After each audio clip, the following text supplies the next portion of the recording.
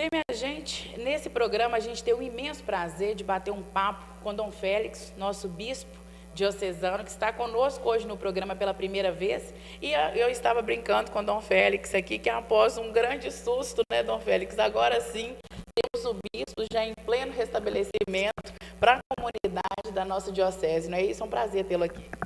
Igualmente, é um prazer muito grande para mim. Um abraço a todos os telespectadores. E graças a Deus, o acidente é coisa do passado. Estou plenamente recuperado e com bastante animação para desenvolver o meu trabalho aqui na Diocese de Governador Valadares. Dom Félix, eu gostaria que, para a gente começar essa entrevista, que o senhor já me falasse qual é a avaliação do senhor, que o senhor já está aqui conosco já há uns 6 meses, aproximadamente, não é isso? Sim. Pois é. Qual que é a sua avaliação, já que já deu para conhecer a nossa diocese, né? Como é que o senhor está vendo a religiosidade aqui na nossa cidade? Então, 5 meses é um tempo muito pequeno para a gente poder avaliar com segurança, né? Agora, uma coisa é certa, eu percebo que o povo católico aqui é bastante religioso, é um povo muito fervoroso, muito acolhedor, né?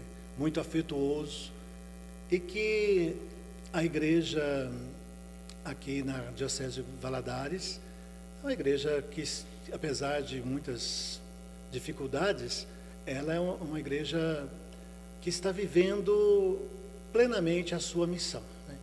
Procura ser uma igreja missionária de uma certa forma.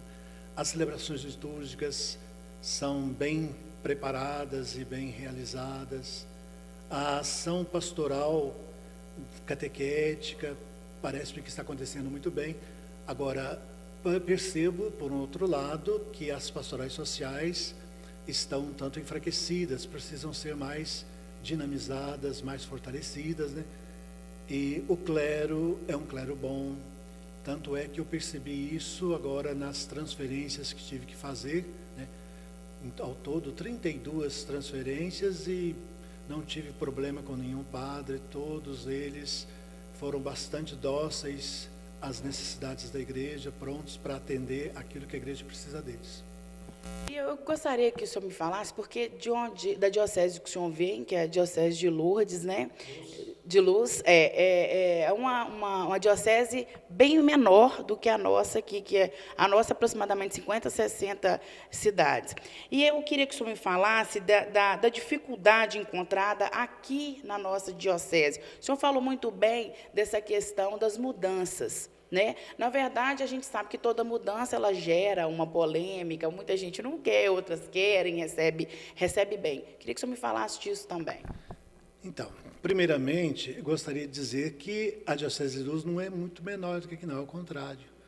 Ela tem o dobro da extensão dessa e tem uma população um pouco maior. A diferença é que em Luz a sede é pequena, a cidade tem apenas 15 mil habitantes. E tem 9 outras cidades assim que variam de 40 a 70 mil habitantes. Aqui é diferente, né? As cidades, só Valadares é uma cidade muito grande e as demais são todas pequenininhas, né? Agora, com relação... Qual outra pergunta mesmo? Dessas dificuldades, porque eu acho assim, porque o senhor está vindo de uma diocese bem menor do que a nossa aqui. E são apenas 5 meses que o senhor está conosco. Já deu para visitar e conhecer toda essa realidade que a gente vive hoje aqui, né? Porque o senhor disse que o povo é muito fervoroso, e realmente é. A nossa diocese, os nossos padres, né? A nossa igreja, ela é muito viva, né? As pessoas, elas participam, e eu tenho a impressão de que pode, né, com essas mudanças, acontecer de as pessoas deixarem de ir naquela comunidade. E eu queria saber da sua preocupação para com esses fiéis, porque a gente também tem que fazer um trabalho muito grande para essas pessoas que vão continuar em suas comunidades. Então, primeiro, são 2 perguntas que você me faz ao mesmo tempo, né? A primeira eu respondo dizendo que já passei praticamente quase todas as paróquias, né? Faltam apenas 4 paróquias das 52 que ainda não tive oportunidade de visitá-las, vou visitá-las neste mês. Agora, com relação à questão da transferência de padres, eu não tenho preocupação não a respeito de se as pessoas vão deixar ou não de participar. Porque eu acredito que o cristão autêntico, ele está na igreja por causa de Jesus Cristo, não por causa de padre, né? vai sentir falta do padre que estava antes, é natural, é coisa humana, né? Seria até o errado se não sentisse, né? Mas, por outro lado, assim que, tenho certeza que assim que me acolheram muito bem aqui em toda a diocese, na paróquia também vão acolher da melhor maneira possível o padre que foi designado, e dentro de pouco tempo vão estar participando tanto quanto, ou até mais. A mudança traz essa certa instabilidade, mas ela é muito bom porque ajuda a renovar tanto a comunidade quanto o padre, né? Os novos desafios fazem com que tanto o padre quanto a comunidade repensem muitas coisas e possa se tornar uma comunidade muito mais viva, muito mais participativa, muito mais dinâmica. Não que o outro padre que estava não fizesse, mas é que às vezes, dependendo, sobretudo quando está há muito tempo, vai havendo um certo desgaste, como acontece até mesmo nos governos, né? Um determinado partido fica muito tempo no governo, não contém. E a questão do ficando muito tempo na paróquia, parece-me que quase perdendo a criatividade de fazer coisas novas, porque tudo já tentou, já fez, né? Outro dado importante, que a minha produção, ela apurou que em orientação interna, viu, o senhor recomendou aos padres transferidos que, ao chegarem nas paróquias, mantivessem os cargos de lideranças entre os paroquianos, né? E o senhor ainda afirmou que 3, 4 meses de paróquia é muito pouco para quaisquer mudanças. E a sua orientação não contradiz a sua postura, assim, com a diocese em relação ao que o senhor está me falando agora? Não, de jeito nenhum, porque as mudanças que eu estou fazendo são mudanças necessárias. Eu não fiz nenhuma mudança até agora desnecessária, né? As 7 primeiras mudanças que eu fiz logo agora no mês de junho, foi mudanças necessárias. Padres que estavam aí soltos, sem paróquia, padre que teve que ser transferido por um problema que aconteceu. Então, uma coisa também, por exemplo, chegar na paróquia e tirando as lideranças. Isso que eu estou questionando. Então, a orientação interna é essa. Manter os conselhos, manter tal e qual. E eu mantive, por exemplo, mantive os padres inicialmente em todas as paróquias, em todos os cargos, não mudei nenhum. Agora, devagarzinho, pedindo sugestão para o próprio clero, eu estou fazendo as mudanças que o próprio clero está pedindo. Qual que era a relação do senhor com o clero aqui? O senhor já tinha conhecimento, já tinha algum tipo de contato com o clero nosso aqui? Não, de jeito nenhum. Eu não conhecia aqui, nunca tinha vindo aqui na região e também não conhecia nenhum padre daqui. O que a gente tem se preocupado muito, que nós, principalmente mulheres, né, a gente tem se preocupado porque no comércio, nos salões de beleza, na própria igreja, nas próprias comunidades, as pessoas têm falado dessa forma tão brusca, a qual aconteceu as mudanças tão de repente que ninguém aguardava. Então, as pessoas, elas têm essa preocupação, né, que a gente já foi esclarecido, inclusive, pelo bispo, dizendo que a gente, né, em primeiro lugar, tem que estar procurando a Deus e não a própria igreja, mas a preocupação maior da comunidade é justamente essa, da questão da igreja, da questão da presença, né, e, inclusive, durante alguns dias atrás, houveram outras mudanças, como a comunhão, que não pode ser mais recebida nas mãos, né, e sim na boca.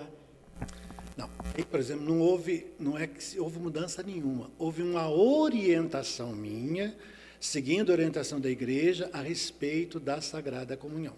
Então, a Sagrada Comunhão pode ser recebida na mão ou na boca, em pé ou até ajoelhado. Só que eu pedia, como bispo dessa diocese, colocado pelo Papa Francisco, não por mim, que a comunhão fosse, na medida possível, recebida na mão e não na boca, por questão sanitária, uma vez que, às vezes, ao colocar a hóstia na boca da pessoa, você toca na língua, toca na saliva da pessoa, depois toca na outra boca da outra pessoa. E também que não fosse recebida de joelho, por questões práticas, porque se todo mundo resolver ajoelhar com os 2 joelhos em terra para poder comungar, vai demorar demais. E o importante é a atitude interior, a atitude do coração, não tanto a atitude física. Mas se a pessoa quiser continuar recebendo nas mãos, que é até um direito, inclusive, do fiel, não é isso? Que eu acho que está... poderíamos dizer direito, mas eu sou o pastor aqui e, como fiel dessa diocese, deveria me obedecer. Então, o senhor acha que tem que continuar da forma que o senhor... Minha, eu deixei muito claro que a orientação da igreja é essa, mas eu estou pedindo como pastor, e se a ovelha é obediente, vai acatar. Se for desobediente, logicamente não vai respeitar. Outra pergunta que eu queria fazer para o senhor, que nós vivemos um tempo onde as pessoas estão perdendo as suas referências, e a igreja, com essas orientações de espiritualidade, né, que tem se falado muito, dogmas, ensinamentos, ainda consegue ser a voz que clama no deserto. E o leste de Minas é uma região característica, né, e católica, muito católica. Nós somos muito católicos aqui na nossa região. O senhor não teme que essa insatisfação por parte dos fiéis, líderes paroquiais, jovens, que possam refletir no esvaziamento da igreja, ou que que busquem outras doutrinas? Eu digo, se pode acontecer, né, que a gente tem que estar preparado para tudo, deles procurarem um outro tipo de religião. O senhor se preocupa com isso? De jeito nenhum. Sabe por quê? Porque o padre, o bispo, não está no seu exercício do ministério dele para agradar as pessoas, tá? Para pregar a verdade, a palavra de Deus, né? Então, quem quer acolher a palavra de Deus, a verdade, é uma coisa. Se não quiser, é problema da pessoa. Agora, eu acredito que pode haver uma outra pessoa questionar, mas se a pessoa tiver boa vontade, boa intenção, ela vai perceber que eu não estou fazendo mudanças, eu estou passando uma orientação pastoral. E deixei muito claro qual que é o ensinamento da igreja e qual a orientação pastoral que eu estou passando por questões práticas e sanitárias. Então, quer dizer que quem quiser ser contra e mudar, então a pessoa já não está sendo católica há muito tempo. E sobre a paz de Cristo, sobre o canto que não pode mais? Pois é, e não era orientação minha, do Papa Francisco. Ele que passou para todos os bispos do mundo que, a partir de agora, que aliás sempre foi, mas no Brasil a gente respeitava, que a paz de Cristo seja dada apenas àquelas pessoas que estão próximas, sem o canto. Porque se você pegar as rubricas lá do missal, deixa muito claro que a paz de Cristo é dada apenas às que estão ao lado, sem o canto. Só que no Brasil, há muito tempo, vem sendo desrespeitada essa determinação da igreja. Outra pergunta, o nosso programa tem um apelo popular. Recentemente recebemos contatos de fiéis afirmando que não estiveram em audiências com o novo bispo e que não conseguiram ter um contato com o senhor. Esse contato que a gente já tinha, né, não comparando longe de mim, do outro bispo com o senhor, né? O que o senhor atribui? O senhor vai estar recebendo essas pessoas, porque eles estão dizendo que não estão tendo essa facilidade de ter um contato mais próximo, porque, na verdade, eles têm essa proximidade com o bispo, gostam como eu te disse, da questão da igreja viva, eu gosto de estar abraçando, de estar com o bispo, de conversar. Me fala disso também. Eu não sei por quem são essas pessoas. Porque aqui, algumas semanas atrás, eu estava atendendo de 18 a 22 pessoas por dia. E nas paróquias, eu chego lá, celebro, estou à disposição. Agora, se a pessoa não me procura, não é culpa minha. Vai atender normalmente? Eu sempre estou atendendo, não sei, essas pessoas, pelo jeito, estão procuraram outro lugar. Ou então quiseram ser atendidas em horário e momento que eu não posso. Porque eu não estou o tempo todo aqui na Cúria atendendo as pessoas. Hoje, por exemplo, antes de vocês, eu tive reunião das 8 até agora às 11. Tem dia que eu tenho que ir para outra paróquia, tem que celebrar, tem crisma. Então, talvez a pessoa tenha procurado vir aqui em horário que eu não estava, e, logicamente, a secretária não poderia marcar. Com agendamento prévio, viu, minha gente? Podem vir falar com o bispo. Então, lógico. Dom Félix, outra pergunta, a imprensa... Eu gostaria de esclarecer. Falar com o bispo sobre assunto que diz respeito ao bispo. Porque, às vezes, vão tratar de assunto da paróquia, aí você é compadre. A imprensa de Conselheiro Pena noticiou esses dias o afastamento de um diácono permanente, não sei se o senhor viu nas redes sociais algumas coisas, o Nilson, inclusive. E segundo o editorial de um portal, o afastamento, até tem um link aqui para o senhor, se quiser conferir, o afastamento se deu pela postura contrária às atitudes de um pároco e por sair em defesa da comunidade. A paróquia de São José está se sentindo desamparada diante de tantos acontecimentos. O que o bispo, figura paterna e superior da Igreja Católica dessa diocese, tem a dizer para os fiéis da cidade de Conselheiro Pena? Porque o que eu pude notar é que eles estão bem soltos. O que o senhor tem a dizer para a gente? Primeiro, olha para você uma coisa, não foi agora, foi o contrário. Em junho, eu pedi para o diácono Zenilson se afastar do ministério dele, temporariamente, depois de uns problemas que aconteceram lá na paróquia, para evitar maiores problemas. E já conversei, inclusive, com o pároco, e já entrei em contato com ele, pedindo que ele pode voltar agora, depois que tudo passou, a exercer o ministério. Então, não faltou da minha parte nem caridade para com ele, nem para a paróquia, e apenas pedi para ele afastar-se momentaneamente do exercício do ministério diaconal. A partir de janeiro que vai acontecer essas mudanças, né? As substituições e as posses. Nossa produção recebeu a informação também, bispo, por parte de algumas equipes de liturgia que afirmam que a missa da posse dessas novas paróquias terá uma liturgia única, preparada pelo próprio bispo. E não seria de um direito da pastoral litúrgica, no caso, preparar os ritos festivos e dessa missa para recepcionar esses padres e estar com esse especial que as próprias cidades, as próprias comunidades vão estar recebendo? Para começar, que o rito de posse não é do bispo, tem um rito próprio, como tem a missa. Então, não são as equipes litúrgicas que podem preparar isso. O rito tem que ser seguido. Por exemplo, o rito do batismo, o rito da crisma, você tem que seguir aquele rito. Então, eu estou seguindo o rito da igreja. Então, e eu só simplesmente fiz o trabalho de digitar e passar já para facilitar para eles, porque eles não têm um livro pontifical romano onde encontra esse rito. O senhor disse que já visitou várias igrejas, né, quase todas, inclusive. Muitas igrejas, inclusive, o senhor apareceu de surpresa, esteve em algumas igrejas de surpresa. O porquê disso, bispo? Não, eu estava passando num determinado lugar, determinada paróquia. Era horário de missa. Eu não estava livre, passei para celebrar. E o que o senhor acha dessas missas de cura e libertação que tem hoje levado muitos fiéis para a igreja, procurado muito as igrejas católicas em Governador? Sou totalmente contra, porque a missa é uma só.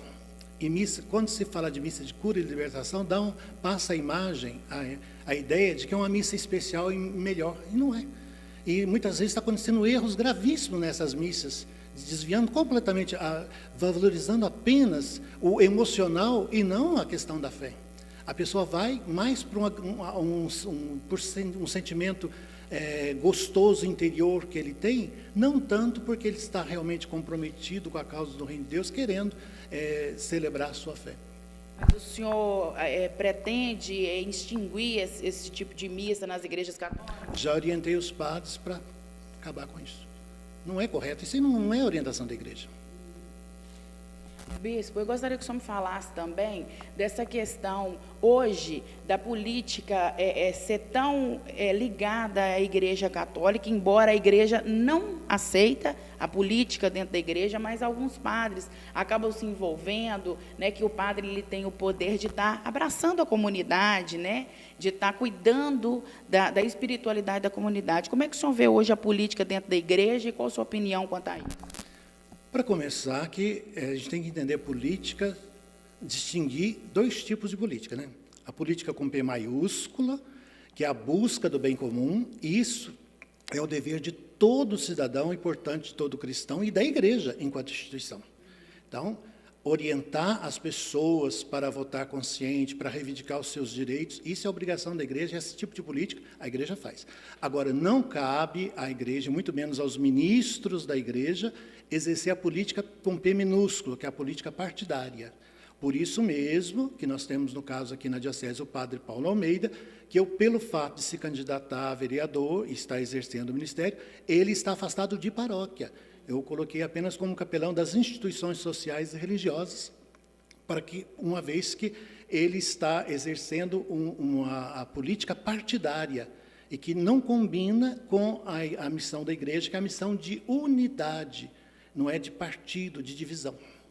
As pessoas também falam muito essas questões de vários assuntos que envolvem vários padres. Não estou generalizando, falando aqui em Valadares que a gente nunca tomou ciência de algum fato, né, na nossa diocese, mas fora do país, ou até no próprio Brasil, a questão da homossexualidade de alguns padres, pedofilia, envolvimento também com fiéis, né, com as mulheres. Qual que é a sua posição quanto a isso? O problema não é a minha posição, a posição da igreja, né?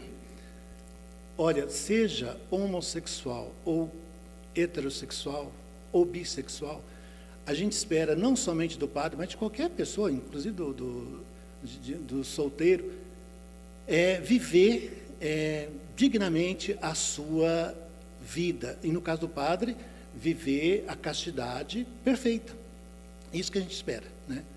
E também, por outro lado, mesmo no casamento, a gente espera também que o casal viva a castidade conjugal, que não é a castidade completa, mas é aquela abstinência da relação sexual em ocasiões em que poderia acontecer, de repente, acontecer a gravidez, então que ela deveria não estar querendo a gravidez naquele momento para não ter que praticar aborto e assim por diante. Com um papa jesuíta, né, a gente pensa que, por mais que quando ele assumiu, que nós passamos por várias coisas, né, a renúncia de Bento XVI, já também, e também com o nosso Papa Francisco, que é jesuíta. A gente sabe que os jesuítas, eles estudam e se dedicam até muito mais, né?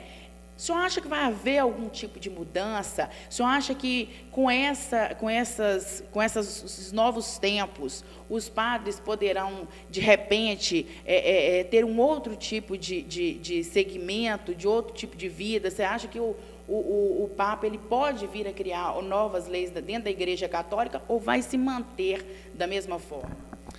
As leis vão ser mantidas de modo geral, né? Agora, um modo de encarar as coisas, a atitude pastoral é que já está sendo mudada com ele, né? Por exemplo, uns poderiam pensar assim que o padre poderia casar. Isso não vai acontecer. O padre não pode casar. Agora, pode, de repente, o homem casado vir a ser padre. É diferente, como acontece com os diáconos permanentes aqui na Diocese de Valadares. São homens casados que são preparados e ordenados padres. Mas, se for solteiro, vai ter que ficar solteiro para o resto da vida, né? Celibatário para o resto da vida. E a mesma coisa, nós estamos aí já realizando o sínodo extraordinário sobre a família, que vai continuar o ano que vem com o sínodo ordinário. Muita gente fica esperando muita mudança, assim, radical. Muita mudança, as mudanças que possivelmente vão acontecer são mudanças pastorais, quer dizer, no modo da gente agir diante de determinadas situações, de forma mais pastoral, mais misericordiosa, mais amorosa, a exemplo do Jesus, o bom pastor. E na nossa diocese, porque vai acontecer mais algumas mudanças, porque eu sei que o senhor está visitando e está estudando a nossa diocese para poder também fazer esse tipo de mudança. Me fala sobre as missões hoje em nossa diocese. A missão da igreja é evangelizar, né? E ela evangeliza seja através da pregação, né, da formação dos fiéis, dos agentes pastoral, através das celebrações litúrgicas, da oração e também da ação pastoral junto aos mais necessitados. Por isso, na igreja possui muitas pastorais específicas, né, como pastoral da criança, pastoral catequética, pastoral litúrgica, pastoral do menor, pastoral familiar, da juventude, assim por diante. E muitos movimentos, que são movimentos de espiritualidade, que ajudam os fiéis a ter mais fervor, podemos dizer assim, na vivência da fé cristã. Agora, na Diocese de Valadares, nós estamos já começando o processo de realização da nossa próxima Assembleia Diocesana de Pastoral, que vai ter primeiramente um momento diocesano com os padres, os agentes de pastoral. Depois desse momento, vamos ter um momento paroquial, a Assembleia Paroquial, que termina, né, culmina na Assembleia Paroquial. Depois um momento setorial, que culmina na Assembleia Setorial. E, por fim, o momento diocesano novamente, que culmina na Assembleia Diocesana. E nessa Assembleia Diocesana, o bispo, os padres, os diáconos, os agentes pastoral, representantes de todas as paróquias, vamos juntos definir as prioridades pastorais para os próximos 4 anos, né? Dentro dessa missão única da igreja, realizada de formas bem diversas, tantas pastorais e movimentos, nós vamos definir quais serão as prioridades nossas, né? Se vai ser, por exemplo, a família, se vai ser a juventude, se vai ser a formação, se vai ser a missão, a dimensão missionária da igreja e assim por diante. Além disso, a cidade de Governador Valadares, a Diocese de Governador Valadares, recebeu muito bem, né, Dom Félix? Eu quero que o senhor me fale desse carinho que a população tem com o senhor. Não apenas aqui na missa de posse mesmo, no dia 18 de maio, mas em todas as paróquias por onde já tive a oportunidade de passar, visitar, celebrar, foi muito bem acolhido pelos fiéis, né? Pelos padres, diáconos e pelos fiéis. O povo daqui, como eu já disse, é um povo assim, muito carinhoso, muito afetuoso, né? Sobretudo quando a gente tinha a oportunidade, depois da missa, de ficar ali no meio quase todos vêm pedir a bênção, abraçar. Isso é muito bom, a gente se sente verdadeiramente pastor no meio deles, né? E, além disso, também agora, quando o senhor entra, né, na missa, eu acho até bacana falar isso, que o senhor vai fazendo aquele sinal, o senhor também orientou que agora façamos também o nome do Pai. Por que essa orientação? Não é orientação minha, não é orientação da igreja, que o povo aqui não cumpria. Eu pedi para os padres orientar os fiéis, porque quando o bispo passa fazendo o sinal de cruz, ele está abençoando. Então, em vez de dar tchauzinho, fazer também o nome do Pai, pedindo a bênção de Deus sobre si. Dom Félix, foi um prazer imenso recebê-lo no programa Tudo de Bom. Eu gostaria que, além, claro, de abençoar o nosso público, também que o senhor fizesse as suas considerações finais, né? Agradecer esse povo todo que tem um amor muito grande pelo senhor também e deixar uma mensagem de paz para essas pessoas que estão acompanhando o programa nesse momento. Então, antes de mais nada, eu gostaria de dizer que eu quero ser, como eu prometi na missa da posse, pai, pastor e amigo de todos. Pai que educa e corrige, pastor que apacenta e protege, e amigo que é capaz de oferecer o ombro amigo, né, para nas dificuldades, nos momentos de tristeza, mas que também tem a coragem de falar a verdade quando for preciso, né, seja para os padres, os diáconos, seja para os fiéis. Gostaria de conclamar a todos a viverem fielmente dentro das suas comunidades, participando ativamente das celebrações litúrgicas, das atividades pastorais. Também peço encarecidamente a todos os fiéis que procurem, das paróquias, né, onde o padre vai ser transferido, que procurem compreender essas transferências como uma necessidade da igreja, de renovação da igreja, não apenas um capricho do bispo, mesmo porque 10 padres pediram para mim para serem transferidos. E para mexer em 10 padres, você acaba tendo que mexer em muito mais. E procurem acolher com muita alegria, com muita boa vontade, o novo padre que foi designado para a sua paróquia. Procura, continuando, colaborar com ele, como sempre colaboraram com o padre anterior.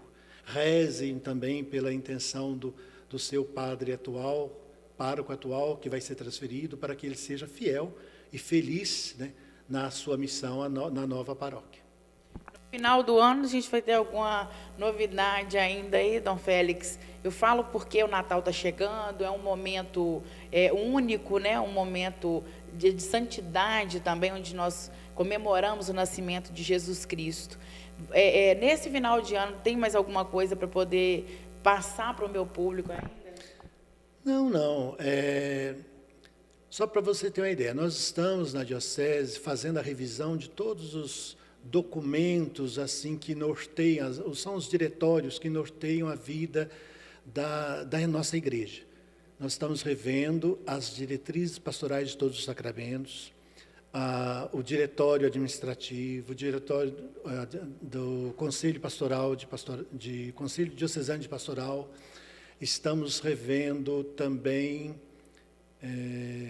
a questão da Caritas, da Associação Diocesana, Assistencial Diocesana.